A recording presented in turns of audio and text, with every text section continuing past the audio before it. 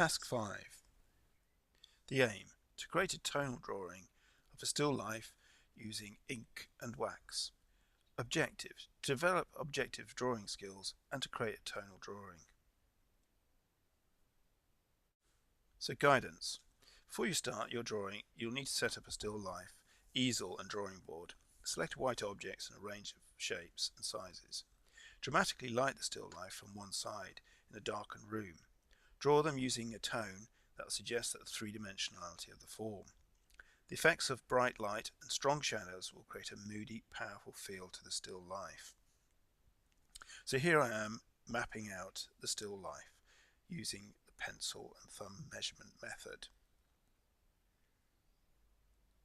Here you can see the tools which you need to execute this drawing. You'll need to ready your materials before you start the tonal aspects. So you'll be mixing up light tones, mid-tones and a dark tone by adding water and diluting the ink in 3 pots.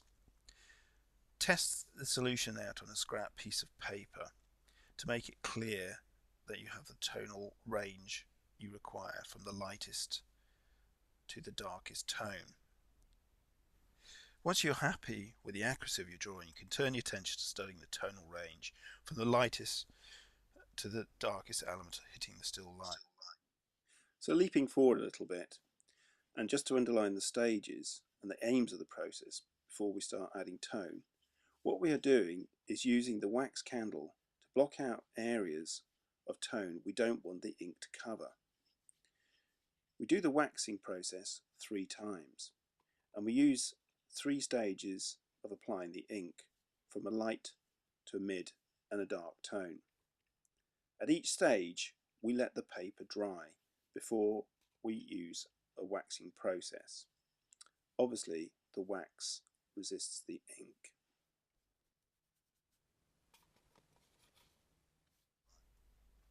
So now I'm using my white wax crayon to put in the lightest tones on my drawing. So I'm really studying the still life. I'm studying how the light is hitting the three-dimensional objects, and I'm going to use a searching contour line to map out the lightest tones. So this white wax crayon, I'm identifying those brightest areas and I'm working the surface. This will sort of become very clear when we do our first wash, as the white wax crayon will resist the ink and we'll see our first white tone.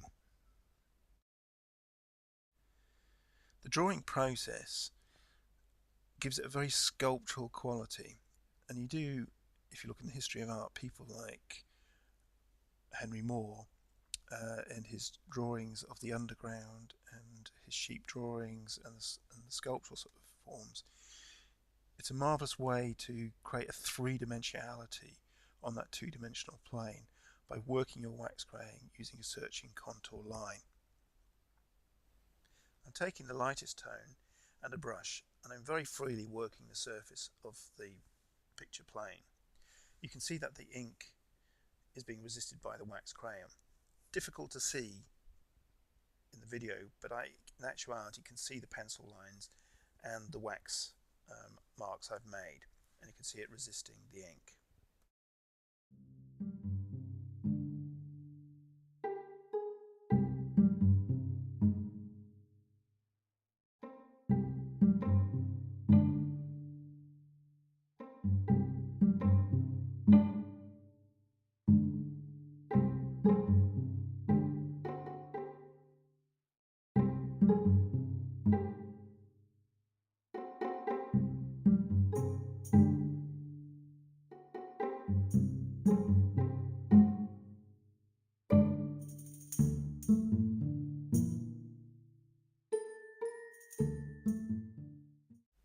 Just using a little bit of tissue and cotton buds to take off any excess ink on the lightest tonal areas.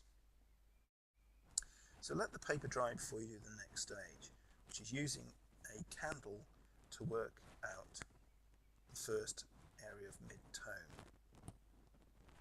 If you don't want to hang around, you can use a hairdryer to speed this process up. But I suggest you use the candle to work over the lightest tones and the first mid-tone area. Again, what you need to do is to spend time squinting at the still life, really studying the differences between the darkest, the lightest and the mid-tones, and only working over the lightest and the first mid-tone area in preparation for the next inking using a mid-tone of ink. Just to underline something, when I'm using my wax crayon or my candle, I'm really drawing with it. I'm doing that searching contour line. So I'm applying the mid-tone of my ink, and you can see that it's emerging a little sort of more dramatically than the first sort of tone. At times in this sort of process you feel you might lose the drawing and you have to wrestle it back, but keep the sort of faith, and the end result you should have quite a dramatically contrasting drawing. Using the candle to work into another second mid-tone, and then the final darkest tone of inking, you can really see the full contrast of the drawing start to emerge. Here I'm just sort of dabbing the drawing, some of the excess ink, and preparing it for the last sort of stage. After the drawing has dried, I take a opinel knife or a craft knife, scratching away at the surface, sculpting it in a sense to highlight the lightest tones.